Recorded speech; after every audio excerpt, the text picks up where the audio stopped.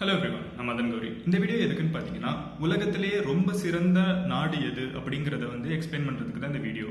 So சிறந்த நாடுனா எந்த விதத்தில் அப்படின்னு பார்த்தீங்கன்னா, உயிர் வாழ்றதுக்கு ரொம்ப சிறந்த நாடு, அதாவது இந்த கண்ட்ரியில பிறந்திருந்தா அவன் லக்கி அப்படின்னு சொல்லலாம் அப்படின்னு சில நாடுகள் இருக்கு. அது எந்த நாடு அப்படிங்கிறது தான் நான் உங்ககிட்ட சொல்ல போறேன். ஸோ ஃபர்ஸ்ட் விஷயம் இது நான் எப்படி சொல்றேன், எந்த பேசிஸ்ல அப்படிங்கிறது தான் ஒரு காமனான கேள்வி எல்லாருமே கேட்பீங்க. ஸோ நான் எதை வச்சு சொல்றேன்னா, யுனைடெட் நேஷன்ஸோட ரிப்போர்ட்டை வச்சு தான். ஸோ யுனைடெட் நேஷன்ஸ் ஒரு செட் ஆஃப் கிரைட்டீரியா வச்சிருக்காங்க.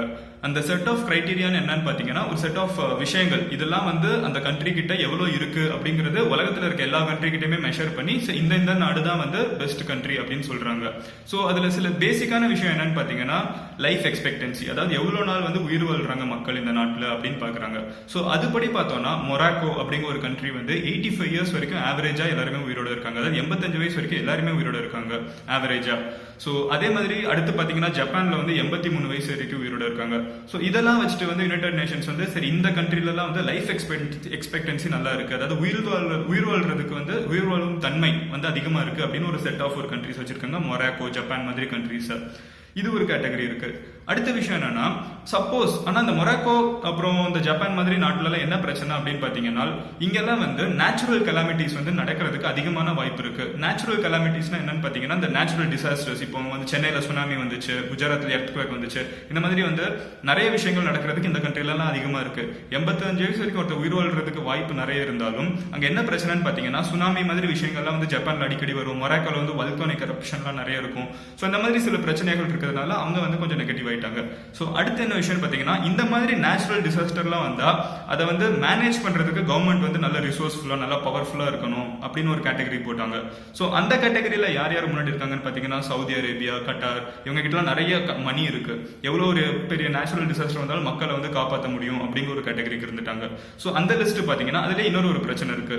அடுத்ததே டெரரிசம் அப்படிங்கிற ஒரு விஷயம் இருக்கு. டெரரிசம்ங்கிற ஒரு விஷயமோ இல்ல ஒரு மர்டர், இந்த மாதிரி சில விஷயங்கள், அதாவது லாவுக்கு அதிகமா ஆப்போசிட்டா இருக்க விஷயங்கள்லாம் சில கண்ட்ரீஸ்ல பிரச்சனை ஆயிடுச்சு. ஸோ இந்த மாதிரி விஷயத்துல சவுதி அரேபியா, கட்டார் மாதிரி கண்ட்ரீஸ்ல பிரச்சனை வந்துருது.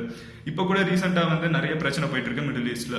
ஸோ இந்த மாதிரி சில பிரச்சனைகள் இருக்கிறதுனால இந்த கண்ட்ரியும் கொஞ்சம் பின்னாடி வந்துருச்சு. ஸோ ஃபைனலி இந்த மாதிரி நிறைய விஷயங்கள்லாம் பார்த்துட்டு 4-5 கண்ட்ரி கடைசியில எல்லா இடத்துலயுமே டிக் ஆறாங்கன்னு பாத்தீங்கன்னா, அதாவது லைஃப் எக்ஸ்பெக்டன்சி, சேஃப்டி, அப்புறம் மக்கள் அந்த கவர்மெண்ட் கிட்ட எவ்வளவு மணி இருக்கு, எவ்வளவு வெல்த்தியா இருக்காங்க, அப்புறம் மக்கள் எவ்வளவு சந்தோஷமா இருக்காங்க, அதுக்கப்புறம் மக்கள் அடுத்தவங்களுக்கு எவ்வளவு ஹெல்ப் பண்றாங்க, கடைசியா 6வது விஷயமா என்னன்னு பாத்தீங்கன்னா, கரப்ஷன் எவ்வளவு இருக்கு அந்த கண்ட்ரில அப்படின்னு. ஏன்னா எல்லாத்தையும் விட ரொம்ப பெரிய விஷயம் கரப்ஷன். இந்த கண்ட்ரில எந்த ஒரு கண்ட்ரிலயுமே எல்லாமே இருந்தும் ரொம்ப ஊழல் இருந்துச்சுன்னா அங்க வாழ முடியாது.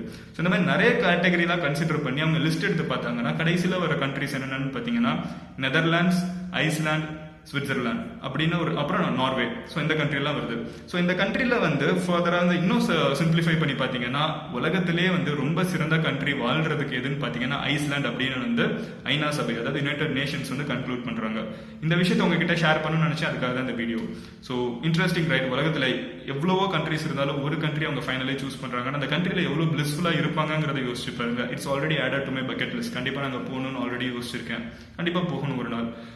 எத்தனை வருஷம் கழிச்சுன்னு தெரியாது. போறப்ப கண்டிப்பா உங்களுக்கு ஒரு வீடியோ அதுல இருந்து அந்த இடத்துல இருந்து நான் போடுறேன். ஸோ அதை தவிர உங்களுக்கு வேற ஏதாவது vlog இன்ட்ரெஸ்டிங் அந்த மாதிரி வேணும்னு நினைச்சீங்கன்னா கீழே கமெண்ட்ல லீவ் பண்ணுங்க.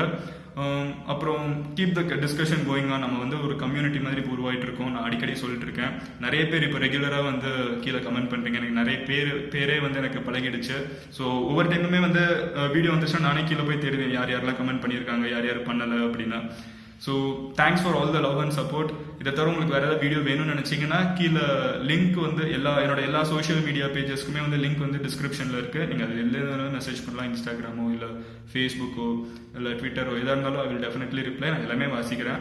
So see you in the next video. அதை தவிர உங்களுக்கு வேற ஏதாவது வீடியோ வேணும்னு நினைச்சீங்கன்னா leave it in the comment box or personally message me. So see you again. Cheers. Bye.